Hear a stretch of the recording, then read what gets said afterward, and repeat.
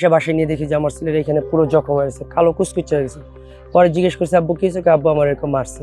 রাজধানীর দারুস সালাম এলাকায় এক মাদ্রাসা শিক্ষকের বিরুদ্ধে এক শিক্ষার্থীকে মারধরের অভিযোগ উঠেছে। এই ঘটনায় ভুক্তভোগীর পরিবারের পক্ষ থেকে দারুস সালাম থানায় একটি লিখিত অভিযোগ দায়ের করা হয়েছে। এতে গুরুতর আহত হয় ভুক্তভোগী শিক্ষার্থী। এরপর আহত শিক্ষার্থীকে হাসপাতালে নিয়ে চিকিৎসা প্রদান করা হয়। এমনটাই অভিযোগ ভুক্তভোগী শিক্ষার্থীর বাবার। ভাই আমার ছেলের যেদিন মারছে সেদিন আমাকে আমার ছেলে ফোন দিচ্ছে যে আব্বু আমার শরীরটা খুব অসুস্থ, আমাকে একটু দেখতে আসো।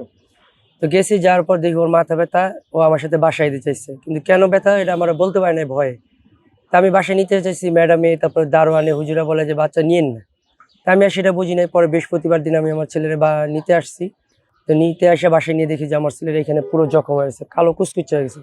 পরে জিজ্ঞেস করছে আব্বু কি হয়েছে, আব্বু আমার এরকম মারছে। এক্সট্রিম মশার কয়েল প্ল্যান্ট ফাইবার দিয়ে তৈরি, ডেঙ্গু চিকুনগুনিয়া বাহি সহ যে কোনো মশার বিরুদ্ধে দেয় এক্সট্রিম সুরক্ষা। ছেলেকে মাইরা কালো জখম বানাই দিছে, এখান থেকে এখানে আবার পিছনেও মারছে, একদম কালো কুচকুচে হয়েছিল। আমরা যখন যা দেখছি যে এটা তো আমার সন্তান হইলে আমার তো ভিতর ফাইটা যেত।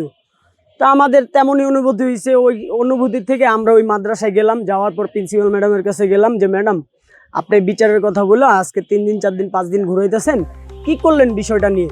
জানা গেছে অভিযুক্ত মাদ্রাসা শিক্ষকের বিরুদ্ধে এর আগেও শিক্ষার্থীদের মারধরের তথা নির্যাতনের অভিযোগ এসেছে কয়েকবার। এই বিষয়ে জানতে মাদ্রাসার পরিচালকের সঙ্গে কথা বলার চেষ্টা করলেও তিনি অসম্মতি জানান।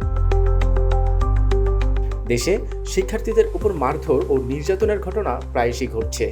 কোমলমতি এসব শিক্ষার্থীদের আদর, স্নেহ, ভালোবাসার পরিবেশে শিক্ষাদান করার কথা থাকলেও বাস্তবে অনেক ক্ষেত্রেই দেখা যাচ্ছে তার বিপরীত চিত্র।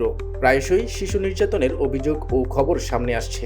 এই পরিস্থিতিতে সুষ্ঠু তদন্ত, দোষীদের যথাযথ বিচার এবং আইন প্রয়োগকারী সংস্থার কঠোর পদক্ষেপই এসব ঘটনা নিয়ন্ত্রণ এবং হ্রাসে কার্যকর ভূমিকা রাখতে পারে। হাবিবুর রহমান শান্ত, বাংলা নিউজ 24, ঢাকা।